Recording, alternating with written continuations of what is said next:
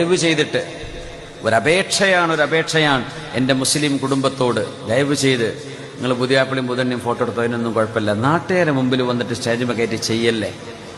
നാട്ടുകാർക്ക് കാണിച്ചു കൊടുക്കാനുള്ളതല്ല നിങ്ങളുടെ മോൾ. നിങ്ങളുടെ പുതിയാപ്പിളക്കുള്ളതാ. നിങ്ങൾ കുടുംബക്കാര്, വേണ്ടപ്പെട്ട ആളുകൾ, നിങ്ങൾ ഏതെങ്കിലും റൂമിലോ ചെറിയൊരു ഹാളോ എന്തെങ്കിലും നിങ്ങൾ എടുത്തോ, ഒന്നും കുഴപ്പമില്ല. നിങ്ങൾ വലിയൊരു സ്റ്റേജിൽ കൊണ്ടുവന്ന് നിർത്തിയിട്ട് പുതിയണ്ണും ചാടണം, പുതിയാപ്പിളയും ചാടണം. പിന്നെ ക്യാമറാമാൻമാർ പറയാം അങ്ങോട്ട് തിരി കിസ് ചെയ്യ്, ഹഗ് ചെയ്യ്, അങ്ങോട്ടൊക്കെ ഇങ്ങോട്ടെടുക്ക്, ഇതൊക്കെ ഇവര് ചെയ്യും വേണം. നാട്ടുകാരെ മുഴുവനും കണ്ടിങ്ങനെ ഇരിക്കുക. എന്ത് പച്ച ഹറാം.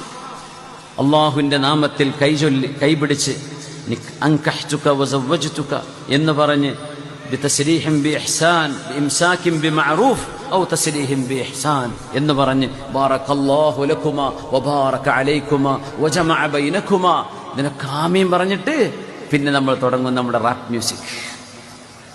പിന്നെ തുടങ്ങി നമ്മുടെ പലതരത്തിലുള്ള ചാട്ടങ്ങളും കളികളും പെൺകുട്ടികളും അല്ലാത്തവരും.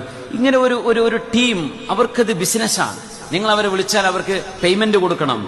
അവര് പല നൃത്തങ്ങളും ചെയ്യും, നൃത്തം ചെയ്യിപ്പിക്കും. പുതിയാപ്പിളിയും പുതിയണ്ണൊക്കെ നൃത്തം ചെയ്യേണ്ടി വരും. ഇത് നിങ്ങൾ പേയ്മെന്റും കൊടുക്കുക.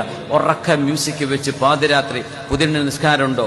പുതിയണ്ണിന്റെ കൂടെയുള്ളവർക്ക് ഒന്ന് മേക്കപ്പ് പോവും. പിന്നെ എങ്ങനെ നിസ്കരിക്കുക? മേക്കപ്പ് ഇട്ട് രാവിലെ തുടങ്ങിയ വൈകുന്നേരം മേക്കപ്പ് തീരുന്നത്. അതിൻ്റെ ഇടയ്ക്ക് എത്ര നിസ്കാരമുണ്ട്? വല്ലതും ചെയ്യാറുണ്ടോ? കൂടെയുള്ളവർ നിസ്കരിക്കോ? വീട്ടിലെ ഉമ്മ വാപ്പാക്ക് നിസ്കാരമുണ്ടോ? കുട്ടികൾക്ക് നിസ്കാരമുണ്ടോ? എന്തൊക്കെ ഹറാമുകൾ അവിടെ നടക്കും.